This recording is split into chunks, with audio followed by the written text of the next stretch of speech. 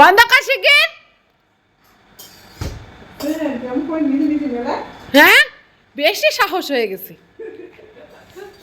দেখ আবার যায়।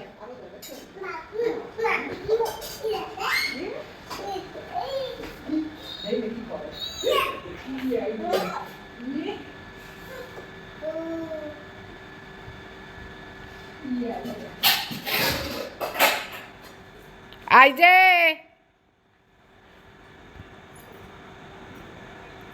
বন্ধ কর শিগগির, ঠান্ডার মধ্যে ফ্রিজ খুলছে। বন্ধ কর, বন্ধ করো, বন্ধ করো। আমার ফ্রিজের তালাটা কই? ফ্রিজের তালা দেওয়া লাগবে। কাজের সময় তালা দিলে আবার 14 বার তালা দিয়ে পোষাবে। ইস সম্ভব না।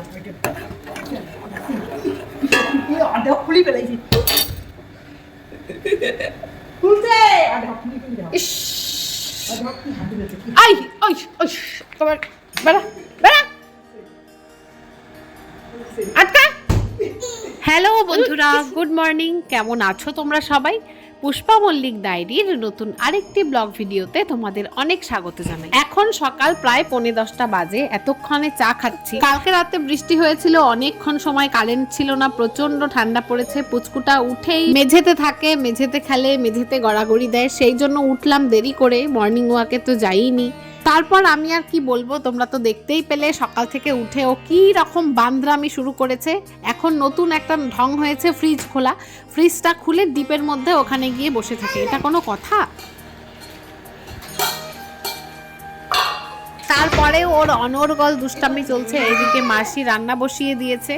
তো এখনো অবধি আমার একটাও বিছানা তোলা হয়নি। আমি এই দিকটা ঝাড়ালাম। তারপর হচ্ছে কালকের কয়েকটা ভেজা কাপড় ছিল ঘরে মেলা, সেগুলো নিয়ে ওই ঘরে রাখবো। এখন তো ভাঁজ করার সময় নেই, এখন অফিসে রান্নার তাড়া। আমরা 3.5 মানুষ আর 3টে বিছানা কিভাবে ডলায় দেখো তোমরা। আমি এদিকে এডিটিং করতে বসেছি, পুচকিটা এইদিকে সুর তুলেছে। তো যাই হোক, প্রতিদিন আমি যা কাজবাজ করি, সকাল থেকে যেটুকু করি সেটুকু তোমাদের সঙ্গে তুলে ধরার চেষ্টা করি ভিডিওর মাধ্যমে। সম্পূর্ণ সবকিছু তো অন ক্যামেরায় করা যায় না, বা সেটা দেখানো সম্ভব হয় না, বা ভিডিও করা সম্ভব হয় না পরিস্থিতির জন্য।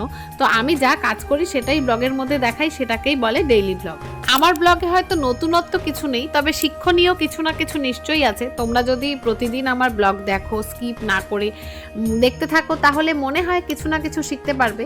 মানে প্রত্যেকের কাজের ধরন তো আর সমান হয় না, এক একজনেরটা এক এক রকম হয়। হতে পারে আমার থেকে কোনো কিছু শিখলে আমি অন্যদের ব্লগের দেখে কিছু শিখি, রান্নার রেসিপি হোক, বা রান্নার কায়দাই হোক, বা কোনো কাজের কায়দাই হোক। এই যেমন এখানেই দেখো, পেঁপে আলু দিয়ে সয়াবিনের তরকারি হবে, আর সাথে পনিরও দেবো সেই তরকারিটার মধ্যে। তো এবার আমি হাঁড়ির মধ্যে পেঁপে আলু সিদ্ধ করে নিয়েছি। এবার সেই গরম জলটা, পেঁপে আলুটাকে ছেঁকে নেবো একটা ঝাঁঝরি গামলায়, আর গরম জলটা দিয়ে সোয়াবিনটা ভেজানো হয়ে যাবে। তাহলে আলাদা করে আর সোয়াবিনের জন্য আমার গরম জল করতে হলো না। তো হয়ে গেল না একটা শর্টকাট কাজ, আর গ্যাসও বাঁচলো, গরম জলের সময়ও বাঁচলো। এইদিকে বাচ্চার বাবা অফিস যাওয়ার জন্য রেডি, তো আমি ওকে খেতে দিয়ে দিয়েছি। আর এদিকে পুচকু কিন্তু বিরক্ত করছেই কোথাও না কোথাও। আজকে অনেক জামা কাপড় বেরিয়েছে, সবই কাচবো আজকে, বেশিরভাগ বাচ্চার বাবারই। এবার মেলারও জায়গা নেই, কি করি? তাও কাচতে হবে, কারণ আমার হাতে বেশি সময় নেই, আর 9 দিন সময় আছে। 9 দিন পরে আমি কোথায় যাব, আর সেটা পরে তোমরা ধীরে ধীরে জানতে পারবে। এইদিকে ইনি অফিস যাওয়ার সময় রেডি হয়ে যে কি করে, ওনার হয়ই না, বেরই হয় না উনি ঘর থেকে। আটা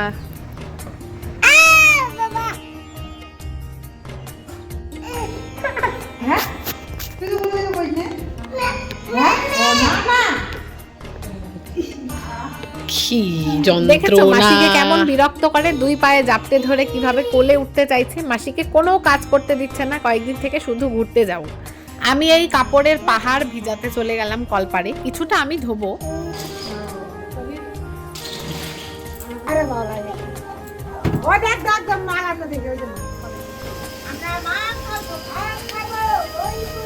ব্যাকগ্রাউন্ডে যে আওয়াজটা আসছে শুনতে পাচ্ছ, আমাদের বাড়ির সামনে যে ছাদ ঢালাই হবে নতুন বাড়িটা, সেটা রড কাটা হচ্ছে।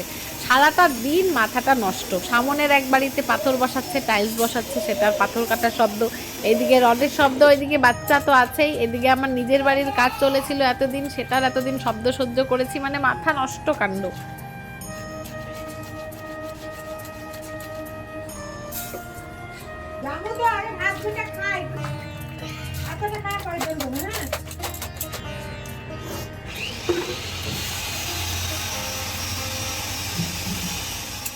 এইদিকে আমার সার্ফ শেষ হয়ে গেছিল, তো কৌটোগুলো বাইরে থেকে নিয়ে এলাম, সার্ফ ঢেলে নিচ্ছি। এইদিকে কিন্তু কড়াইও বসিয়ে দিয়েছি, কড়াই তোতছে মানে গরম হচ্ছে। আর কালকের একটুখানি মাছ ছিল, বৈরেলি মাছের একটুখানি রেখে দিয়েছিলাম, সেটাকে পেঁয়াজ আর মশলা দিয়ে ঝালঝাল করব, আর সবজি ছাড়া আর কি, শুধু মশলা দিয়ে করব। কড়াই গরম হয়ে গেছে, কড়াইতে দিয়ে দিলাম পেঁয়াজ ফোড়নে, তারপর হচ্ছে মশলা দিয়ে কষিয়ে মাছটা দিয়ে তরকারিটা করব। এইদিকে পনির আর সোয়াবিন দিয়ে পেঁপে আলু দিয়ে একটা তরকারি করব। এবার একই তরকারিতে পনিরও আবার সোয়াবিনও কেন, বাচ্চার বাবা পনির খাবে না, তাই আগে সোয়াবিন দিয়ে কিছুটা তরকারি নামিয়ে রেখে তারপরে পনির দিয়ে আমাদেরটা নামাবো। মাছের তরকারির মশলাটা ভাজা হয়ে গেছে, ওটাকে জল দিয়ে ভালো করে কষিয়ে নেব। এখন মাছগুলো দিয়ে দেব, তারপর দেব একটু ধনিয়া পাতা, তাহলেই ব্যাস আমার তরকারি রেডি। এখন নামিয়ে নেব, তারপর আরেকটা কড়াই এদিকে চাপিয়ে দিলাম, সেটাতে পনির ভাজা। আমার পনির ভাজা হয়ে গেছে, সোয়াবিনটা ভাজাতে বসিয়ে দিয়ে আমি খেতে বসলাম। এইভাবে হাতে নিয়েই আমার খাওয়া হয় প্রতিবেলা। তো পুচকুটা বিরক্ত করে নিচে থালা রেখে মেঝেতে বসে খেলে, তো এইভাবে হাতে নিয়ে খেলেও থালাতে হাত দেওয়ার বেশি একটা সাহস পায় না। আর এইদিকে আমি খাওয়ার পরে পুচকুটাকে ধরবো, তখন মাসি খাবে, মাসি ততক্ষণে ওই পেঁপে আলু সোয়াবিনের তরকারিটা করতে থাকুক। আর এইদিকে কিন্তু পুচকুটা নন স্টপ দুষ্টামি করছে, তোমরা দেখতে পাচ্ছ, নন স্টপ দুষ্টামি করছে। কয়েকদিন ধরেই একটা ইম্পর্টেন্ট কাজ রয়ে গেছিল, যেটা করাই হচ্ছে না, সেটা হচ্ছে এই সর্ষেগুলো একদম ধুলো ধুলো হয়ে গেছে। এনেই ছিল এরকম ধুলো ময়লা আলা সর্ষে, তার মধ্যে কেমন ছাতা ধরে গেছে। তো এইগুলোকে ভালো করে ধুয়ে এরকম আটা চালনির মধ্যে রোদ্রে দেবো, সেটা হচ্ছিলই না। আর তাছাড়া কয়েকদিন ধরে রোদের জোর নেই, তার মধ্যে আমি কয়েকদিন ধরে ব্যস্ত, তো শেষমেশ কাজটা কমপ্লিট করেই ফেললাম। কি হয়েছে তোর? ওই দিকটা তুই বেরোতে পারবি? ভগবান,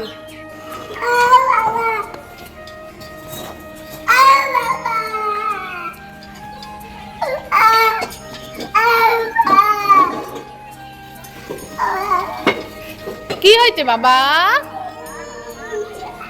কি হয়েছে? ও কিন্তু মাসির জন্য কান্না করছে, মাসি বাইরে কাজ করছে, ও গিয়ে জল ঘাটবে, সেইটা হচ্ছে ওর উদ্দেশ্য।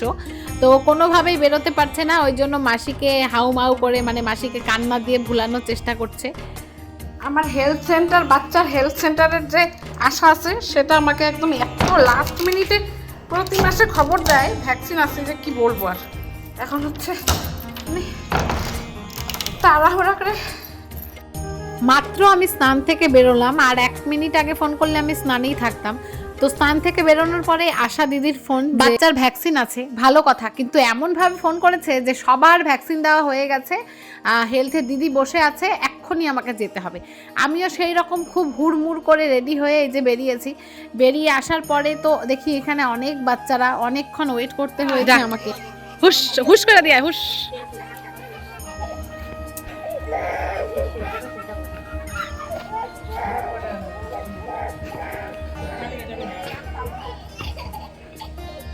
আয় আয় আয়, আইসা বলো, আইসা বলো। ওইভাবে না, এইভাবে ধরো, এই হাত এখান দিয়ে দাও। হ্যাঁ, ওই হাত তুমি ধরো না, এটা বাবা না না, উঠালি পাথালি মনে হালতা কেন, না না না, ও না, ওরা পানি অফ করে দাও, ও করে দাও, হুশ, ওদেরকে হুশ করে দাও, হুশ। মা, ও তো কামাই করে, বকা দিয়ে দেয়, কামলে না তো, তা দিয়ে আছে, সুযোগ পাইলে বকা দিয়ে দিল। গেঞ্জিটা পরে ফেলি, গেঞ্জি পাড়া পাড়া পাড়া পাড়া পাড়া হুশ করে দাও, হুশ করে দাও, তাদেরকে হুশ করে দাও, দুষ্টু, হুশ করে দাও, হুশ। আটা, আমরা টোটো করে এখন যাবো। আচ্ছা, এখন কি ডান পা? খাবো না, ধরো হাত ধরো, ওইভাবে না, হাত হাত এদিকে দাও। না না, শোনো শোনো, আমরা না যাবো, উত্তর যাবো, এইভাবে কোমর ধরো, হাত ধরো রে বাবা, হাত। আমরা উত্তর যাবো, উত্তর যাবো, উত্তর যাবো, উত্তর যাবো, উত্তর যাবো। ওরা দুষ্টু পালি, ওরা পা ধরো না, হাত ধরো, হাত আনে কিন্তু বড় হচ্ছে না। না ওরা দুষ্টু পালি, বাবাকে বলে দিব, বাবাকে বলে দিব, ওরা দুষ্টু পালি, দুষ্টু করে খালি। না না না ও বেশি বেশি না মাই দিব একদম না ওলে বাবা না বাবা ছনু ছনু ছন বকা দিব মাই দিয়ে দিব হ্যাঁ লাঠি আনবো না না না লাঠি আনবো এখন লাঠি বেশি করে ওরা বেশি দুষ্টু ওরা বেশি দুষ্টু না না না না না এটা রাইট আমি রে ছেলে বড় হলে দেখা বড়টাও কাঁদতো না বড়টারও বকা ঠকা দিয়া পারলে মাই দিয়া ভাগতো চলো না না না আমরা আমরা ইনি বিনি টাকা দিই তুমি দেখছো বাবা এই দেখো আমরা ইনি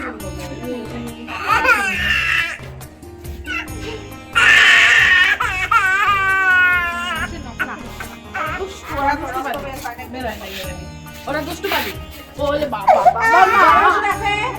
আছে 3:30 বাজে আমি এখনো ভাত খাইনি আর ও ভ্যাকসিন দিয়ে এসে তারপরে যে 3টে ভ্যাকসিন হয়েছে কে বলবে এটা ভ্যাকসিনের বাচ্চা হ্যাঁ ঘুম নেই কিচ্ছু নেই আমাকে বিরক্ত করছে জ্বালিয়ে মারছে উফু আমি এখনো ভাত খাইনি এ ঘুমোচ্ছে না আমি বাইরে কাপড় আছে আনতে পারছি না কি করব কিছুই বুঝতে পারছি না আজকের ব্লগটা আমি এখানেই শেষ করে দেব তো সবাই ভালো থাকবেন সুস্থ থাকবেন দেখা হবে নেক্সট ব্লগে ততক্ষণের জন্য টাটা